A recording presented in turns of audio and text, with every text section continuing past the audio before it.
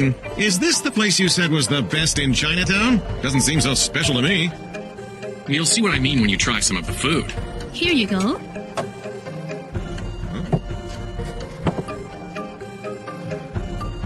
You might be right about this place. Why don't you wait till you have some of the food? So what do you call this concoction? It's called shark fin soup. Shark fin? Yes, it's very good. Give it a try, Daniel. Well, how is it? It's got a peculiar taste. How can I explain it? In Japan, our term for it is a thick or soft taste. Really? Are you trying to tell me that I have a less sophisticated taste because I don't have the words to describe this flavor? No, I didn't mean it that way. You know, Keaton, Chinese food is great, but Chinese women are even better. I thought you just decided the other day that nothing beats Japanese women. Now what do we have here? We didn't order this dish. The chef asked me to bring it to you. That deep-fried sweet and sour pork is on the house. Today is a very special day for me, everybody. Mr. Keaton, it would give me great honor if you celebrate along with me by eating this dish. A special day? That's right. Please go ahead, gentlemen, and enjoy the meal. Let's see. Yum. Oh, this is so delicious. It all tastes great, but this is something else. And yet, I think I've tasted something like this before, but where, though? Is anything wrong? I was just wondering how you prepare the meat so that it comes out so tender. I'm afraid to disappoint you, but that's a house secret. Though I'll admit I'm delighted and impressed that you possess such a discerning palate, Mr. Keaton. I can't help but think it's because you are half Japanese. It's been a challenge offering this cuisine to Britain. Oh, I don't think you're being fair. Look around and tell me that a lot of the British don't come to your restaurant. Sorry, I guess I was exaggerating, but when it comes to preparing food, that's a different story. Englishmen are not capable of mastering true Chinese cuisine. Roddy, why are you just standing there? It's time to get back to work now. Yes, sir.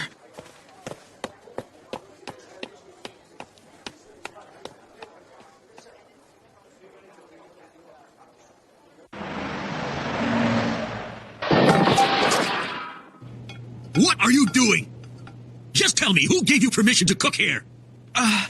Well, you see, I was only, How many times do I have to tell you, Roddy? Your job is simply to wash up all the dishes. Roddy! Stop it, Father. You know, there are Englishmen who do understand the delicacy of Chinese cuisine. Well, the Englishmen I know aren't concerned one bit if the cooking is below standard. After all, one of our young Chinese chefs was lured from here by an Englishman to open up a restaurant, and he was nowhere near ready to go out on his own. But Roddy is not like that at all. He really is trying to learn about authentic Chinese cooking. Sonray, do you think that I'm completely oblivious to what is going on between you two here? I've had enough. Roddy, get out of here. But why, Father? Find another job. You're fired. Well, Taichi, how about we make our way over to that Chinese restaurant again tonight? Though I must say that owner was a bit peculiar. I don't know about that. He's just strict about the quality. Huh? Hey, Taichi. Hello, Roddy, isn't it? You were dining at the restaurant the other day, weren't you? If I'm not mistaken, this is the busiest time at the restaurant, isn't it? Yes, it is. My father, he fired him. Huh? Mr. Keaton, I have a little favor to ask of you, and that is to sample Roddy's cooking. Oh, Sonray,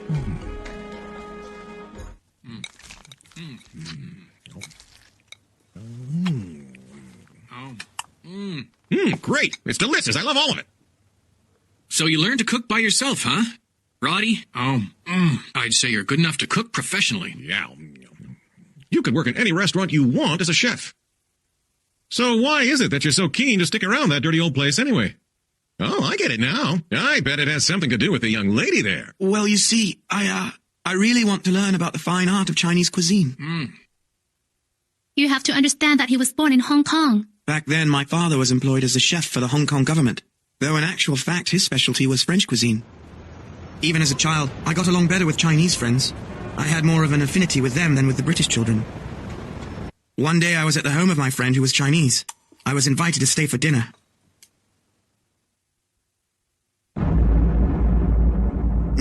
It was amazing. That taste, that flavor, simply the best thing I'd ever eaten. From then on, I became obsessed with the depth and variety of their meals.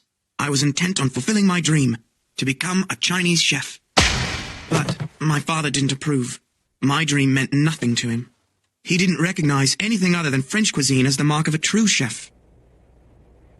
It was time to leave home. My life would only have meaning if I were to recreate that taste. The taste of the food from my friend's house. The one I remember. And that's why he worked for us. He says that when he sampled the first morsel of my father's cooking, he felt the same sensation he'd had back in Hong Kong. Oh, no. So you won't be satisfied until you're asked to come back to the restaurant where you can learn from her father, right?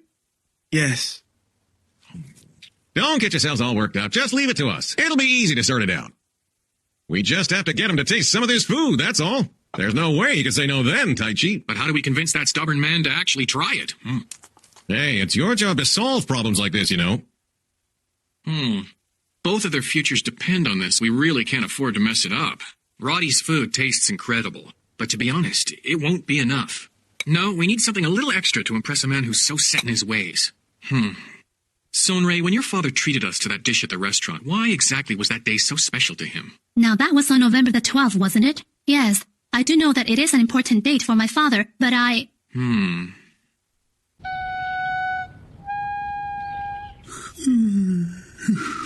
So, what do you think I should make myself for dinner this evening, Tasuke? Hello, Hiraga residence? Oh, it's you, Tai Chi. Have you already made it to London? Huh? What do you mean, the deep-fried pork? Oh, you're talking about the ones you and I used to eat at Taishokaku in Yokohama, right?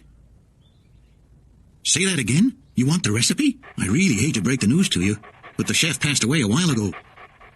The restaurant's long gone. Hello? Are you there? Hello? Would you believe that he hung up on me?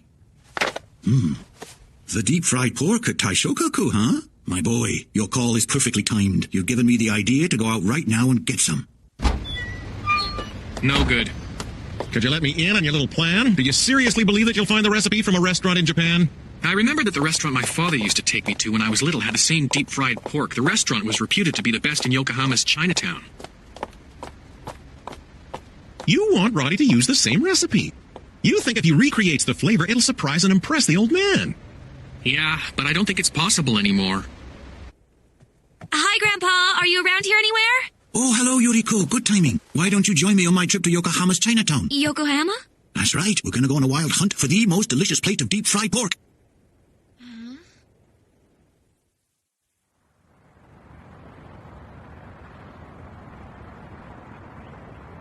He's the walking encyclopedia of Chinatown that Sonrei was telling me about, the ancient Mr. Shu. Are you sure he's all there? I mean, he looks like some kind of wizard. Here, try some. What are they? They're excellent for when you want to come up with an idea. They have the power to clear your mind and ease your spirit. This could be just the perfect thing for our situation. We may find some clue about the recipe if he'll tell us about the history of the Golden Lotus Restaurant's master chef. Let's get going. If you say so, but I don't think he even remembers his own history. The master chef, sir, of the Golden Lotus. Do you happen to know him? Terrible fool. Forget about that place. Though I would definitely recommend the Golden Lotus. What you got inside the bag? Oh, here, have some.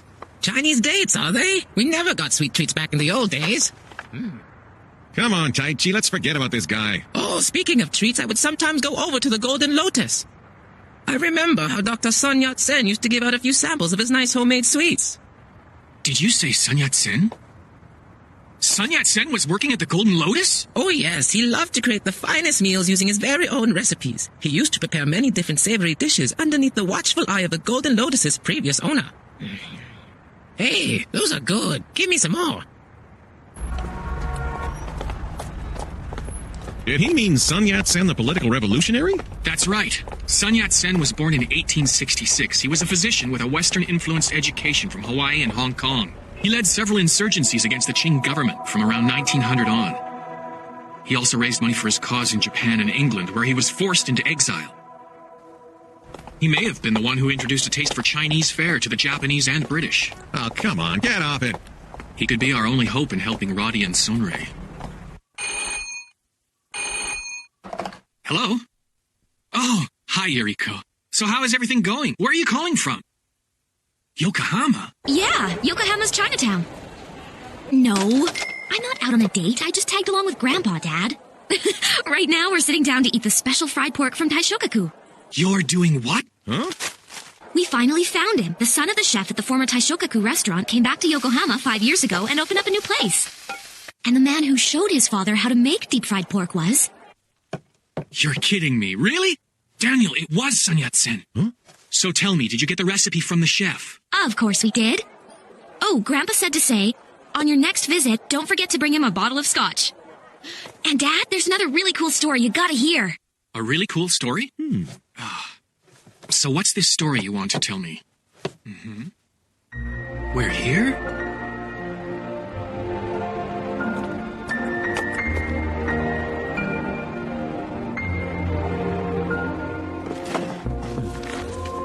Thank you very much for inviting me here. I must confess I can't wait to see what kind of Japanese food I'll be eating this evening, Mr. Keaton. Don't feel obliged. It's our treat for the one you gave us the other day. Somri! Enjoy. This is... Roddy was the one who made this deep-fried pork, wasn't he? It may look the same, but there's no way that he can make it taste anything like mine does. I'm sorry, Mr. Keaton, but I think I'll be going now. I thought that China was a country of courtesy. Today is a special day, and we'd be happy if you joined us.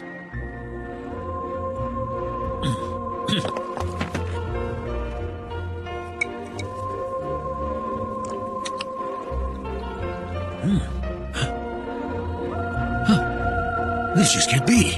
No matter how much you might have encouraged Roddy, there's no way he could possibly have prepared this dish. The secret touch is the whiskey. The trick is to add it to the marinade. It's amazing how tender the meat can get.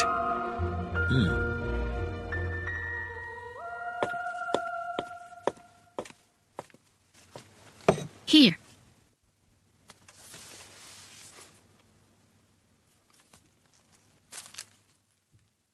No, don't tell me this cake is the one.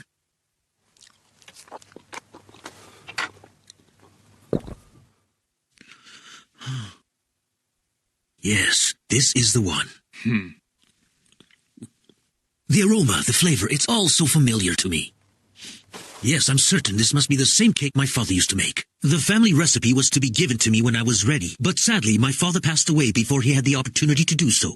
For 30 years I have tried every recipe to duplicate this taste, and with every attempt I failed miserably. And now here it is before me. It was passed on from Sun Yat-sen to Japan. The Dr. Sun Yat-sen? Yes, he passed it on to London, too. So, then you know all about the relationship between our restaurant and Dr. Sun Yat-sen, do you? Both these recipes were introduced to the restaurant that my father frequents in Japan and are followed exactly as Sun Yat-sen had taught them. I was informed about the cake in a phone call I got from Yokohama, and I double-checked with the elderly Mr. Shu. You see, Sun Yat-sen used to make this at your place. Oh, really? Is that so? But the filling, what do you call this ingredient that has been rolled into the sweet bean? Dried Japanese persimmon. Dried persimmon? It's known to be 1.5 times sweeter than sugar. Persimmon exists both in China and Japan, but it's not very popular in China. Dried persimmon, huh? So, that's where the fruity scent comes from, and the sweetness does not linger in your mouth. That's Dr. Sun Yat-sen for you, making use of a Japanese ingredient for his Chinese sweets. And that recipe was kept alive as it was passed from one chef to another. The people from this Japanese restaurant kindly gave us some dried persimmon. The sweet bean had to be kneaded, the special ingredient was added as a finishing touch, all by Roddy. Roddy created it?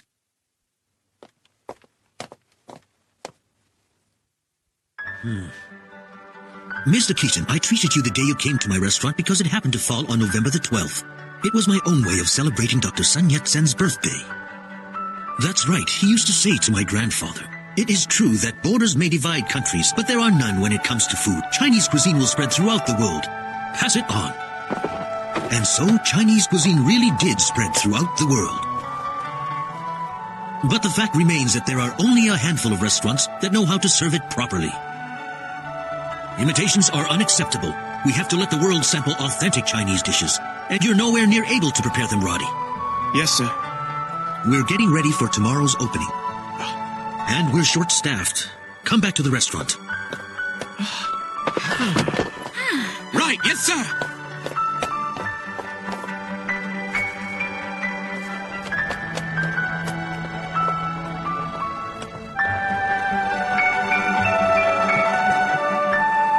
to the Golden Lotus, the best restaurant in all of Chinatown, and to the future of Roddy and Sombre.